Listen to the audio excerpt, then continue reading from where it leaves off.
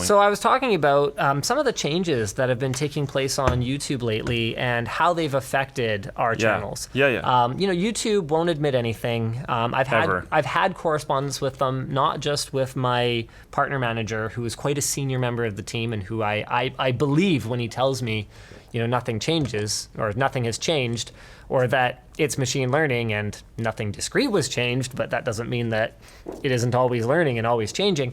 And I've even gone higher up the food chain than that. And everyone insists we didn't change anything. We tweaked no dials, but I have a hard time.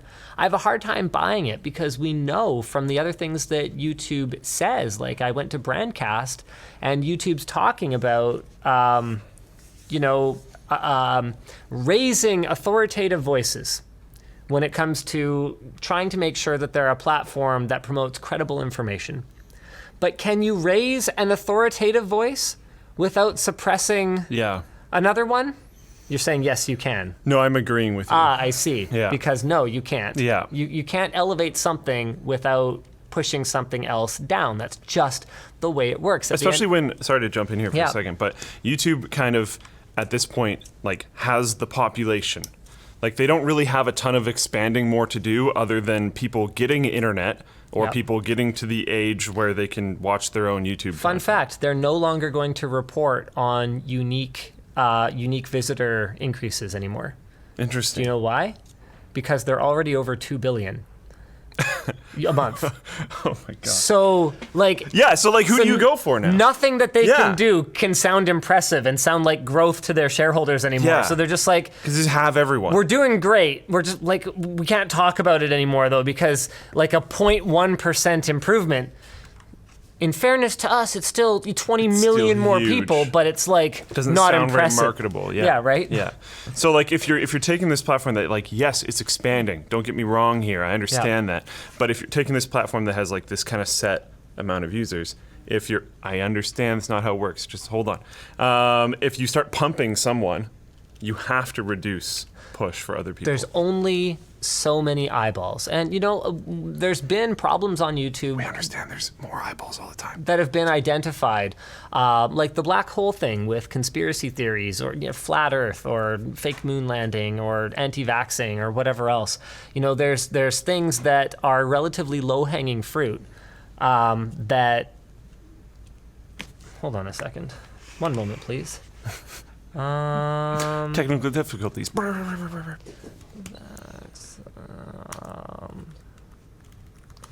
I'm just checking to see if... okay, cool. So in February, YouTube demonetized anti-vax channels. Facebook, YouTube to suppress anti-vaxxer content. This was from PC Mag in March 7th. Good. So there's other sources, so I don't have to be the source for this. So YouTube is suppressing anti-vax content. Now, so there's... Oh, no. So there's certain things that I completely agree with because that's incredibly dangerous. Anti-vax content, not suppressing it because anti-vax content is super stupid. So there's things that I agree with, but there's also potential collateral damage. So one of the problems that was identified on social media in general, not just on YouTube, is that once you watch, if you go, okay, for lulz, you show a friend some stupid Ty Lopez video because you're like, that guy, the guy with the knowledge, remember that guy? And they're like, no. I'm like, this guy. All of a sudden, you're recommended, your ads, it's just full of all those bloody get-rich-quick YouTube gurus. Yeah. And it's so obnoxious. Okay, so there's this problem that's been identified online, on social media in general, with echo chambers. And with one search for a given topic, all of a sudden, just you might slightly be interested in this? Blah. Yeah, or not just interested even, just curious, and all of a sudden it's put in front of your face. And when you're not as media savvy, you might just see something on Facebook and go, oh, it's credible. It's printed in black and white. It's the craziest thing in the world. But that same, just because something is printed in black and white doesn't mean that it's true. That same education that people have been trying to give to people since freaking 1800s is still a big deal today. And so what happens is you end up in this kind of this death spiral of fake moon landing, flat earth, whatever, just from watching one stupid video. And a lot of the people that perpetuate these conspiracy theories speak in a way that may not sound authoritative to you, the educated viewer, but to other people apparently does. So anyway, one of the theories... It might sound... It might not sound believable, but they're trying to be authoritative, almost always. So like it makes sense that it might sound that way.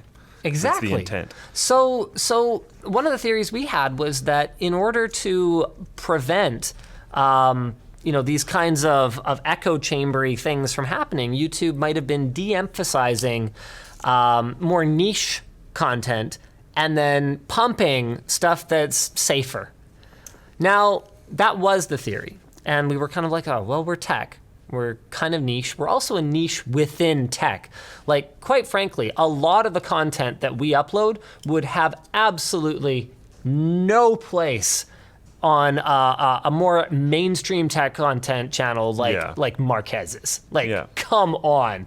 It wouldn't make sense for him to do. His audience wouldn't like it. And it makes sense that it goes up on our channel, gets fewer views, et cetera, et cetera, et cetera. So we were looking at it going, okay, well, maybe part of this is we're just more niche. And so people, because we noticed the biggest dip in viewership was on our back catalog. So maybe what's happening is instead of people watching one of our new videos and then getting bombarded with our massive back catalog of 4,000 videos, something that had a huge benefit for us and generated a lot of subscribers, maybe instead of that, well, they're being fed some Marquez and some Austin and some Gamers Nexus and whatever else. And to be clear, we love all those guys, and that's cool, fine, whatever. But it definitely did have an impact on our viewership over the course of this year. So from there, I actually had some really great conversations at the YouTube Creator Summit, and Derek from Veritasium posted a great video. Did you watch that, by the way? I did. Yeah. Posted a great video on his theory about why his shade ball video went viral. And basically his theory, it's funny because in some ways I give YouTube like so much credit. Like the puppet masters or have all these different strings they're pulling on. His theory was so simple that I forget whose razor it is, where the simplest solution is... Occam? Is that Occam's razor? I think so. Anyway. Or Occam, yes. Yeah, the simplest solution is usually the correct one. His theory was as simple as YouTube has taken the click-through ratio that you get with the clickiness of your title and thumbnail, and it has shifted the axis so that a smaller difference in click-through ratio gives it a greater proportion, more promotion on the site, and then a small difference the other way gives you way less. So instead of it being kind of linear, if your click-through ratio is great, you're like way up here. And if your click-through ratio sucks, you're like way down here.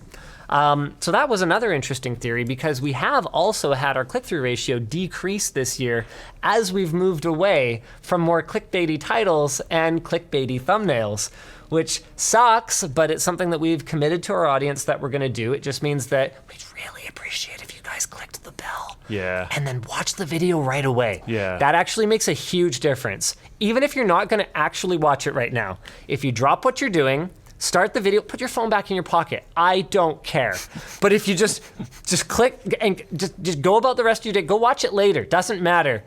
That initial click-through ratio basically determines everything about how that video is gonna perform.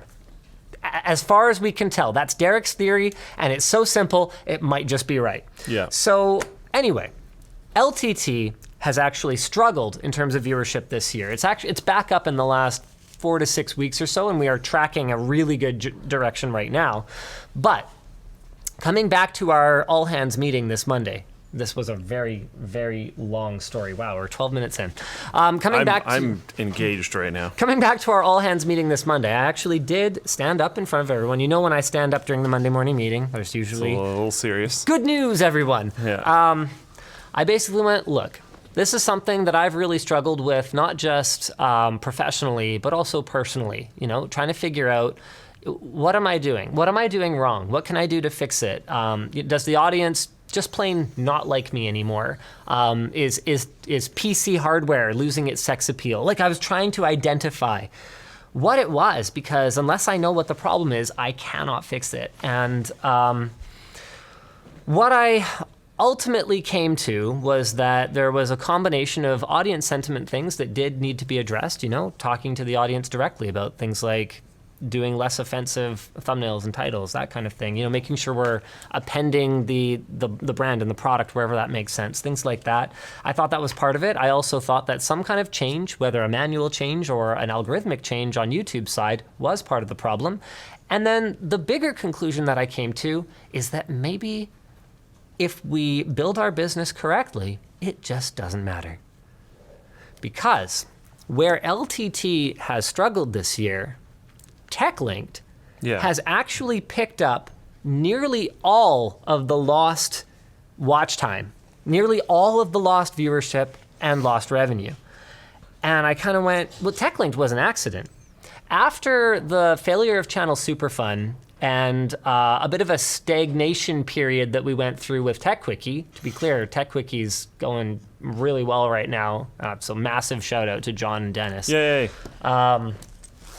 So after kind of a stagnation period for TechQuickie, I was full triple down mode on LTT. I was like, okay, we just throw all the LTT has literally 10 times as much staff as any other channel, even now.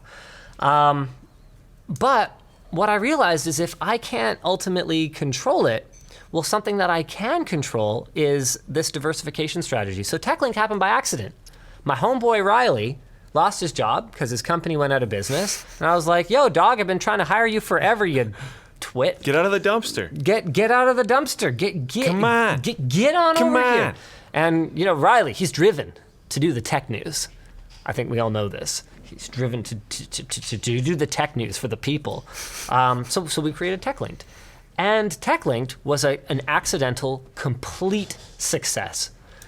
That channel is freaking awesome. I get my tech news from TechLinked. It's awesome. You get your tech news from... Nice. I genuinely watch it all the time. It's great. And clearly a lot of people do. TechLinked regularly gets 500,000 views a video, even though it only has 700, 800,000 subscribers. It's outstanding. Yeah. It's a great show. Anyway, so I was looking at it going, well, maybe we're just thinking about this too narrowly. Maybe the answer here is to broaden the net instead, because that way, every time TechLinked struggles a little bit and needs a fresh coat of lipstick, or every time LTT loses its groove, or every time TechQuickie runs out of things people need explained, as if that'll ever happen, something else can carry some of that weight and we can spread things out. The other really cool thing about TechLinked is that it doesn't rely on me. Yeah. At the beginning of TechLinked, I was far and away the top performing host on that channel in terms of the views that each video would get. Of the top 10, I was all but one of them. And then of the bottom 10, I wasn't in any of them. I was clearly, my face was driving more clicks. Really interesting fact, over the last couple of months, I've actually been on the bottom half, which I think is great. That is. Because it means that Riley and James, and we've had Dennis host, we've had Alex host, we've had Yvonne host. It means that people are connecting with the team and with the brand, not just Linus Sebastian, the person who quite honestly can't do everything forever. And so I was so basically I had this this sort of magic moment where I went, okay, LTT is starting to recover, which is good. We can hire. Dodged a bullet there. But also, maybe it's not the future. Maybe it's just one part of the future, and we can bring people more types of tech content that bring them happiness in other tech ways. And that's been one of the great things about the channels that you guys have expanded, is if you liked Linus Tech Tips and you don't want an education channel or a news channel or a channel of us playing with weird toys and being very cringy, you could just keep watching Linus Tech Tips. It didn't matter. And Linus Tech Tips will, as far as I can tell, carry on just as well as it has, and other channels will keep carrying on, and you're maybe expanding. What are you expanding to? Are you saying at this point? I don't know. So it was really interesting because normally when you enter the hiring process, you might go in and say, I really want someone with JavaScript experience or whatever. Okay. You set out what your job requirements are. Yeah. Well, I am just looking at all my applicants, and I'm figuring out what can I do with this person. Best applicants are, and then I will create programming. It's actually, there's a little bit larger companies than Flowplane that do this in a lot of different spaces. You try to find people that are extremely talented and passionate, and you go like, "Welp, I'll make you super valuable. Let's go." It's actually, if you can manage it, it's a very apparently cool way to do things. So not necessarily just the new people, but there's people who are already here that the new people could come and alleviate some of their workload, and maybe they could pursue a passion project. James and Riley have been really into TalkLinked. Do you know TalkLinked? Yep. Okay, totally different from TechLinked because it's just one topic instead of many topics, and it's long instead of short. Yeah. And honestly, the first episode, kind of rough. The second episode, a lot better. And I happened to eavesdrop on sort of a debrief conversation, and they had identified basically everything that they needed to fix, and they're iterating and they're going through that creative process, and I'm looking at it going like, wow, like this is great. This is me witnessing the machine working. Yeah. But they don't have time. Right. So James has produced, I think, 4 LTTs in the last 2 weeks because Jake's been on vacation. Anthony's been tied up preparing some of our really cool booths that we're going to have for LTX. He's got 10 years of PC gaming. He has 10 gaming rigs to configure, build, and benchmark and set up demos on. So he's been super busy. Alex has been tied up. He's actually putting together our makerspace next door right now. Yeah. So James, we've been leaning on him really heavily, but that means he hasn't had a ton of time for TalkLinked. So we could bring these new people in. They could lift some of that load, and then we can kind of spread things out. We can figure out what makes sense. I mean, make each person a little bit more agile. As long as we keep a really great team dynamic here, and as long as we stay passionate about tech. Whether it's news, news is important, Riley. Whether it's news or whether it's something else, I guess we're gonna do more stuff though. I'm not done yet. Cool. I was thinking about it, not thinking about actually quitting, but thinking about phasing myself out. You've been sort of talking about it for a while. Yep, I was really thinking about it. I mean, you and I chatted about it back at CES, I think, and I've just been kind of considering whether I'm done. And when the channel's not performing well, because at the end of the day, it's not up to me. It's not up to you. It's not up to the rest of my staff. Everyone here could go, "Oh no, Linus, we really want you to keep being the face of the company and the face of the channel." And I'd go, "Well, yeah, that's great, but if the audience doesn't want it, then it's a nice sentiment, but it actually doesn't matter at all."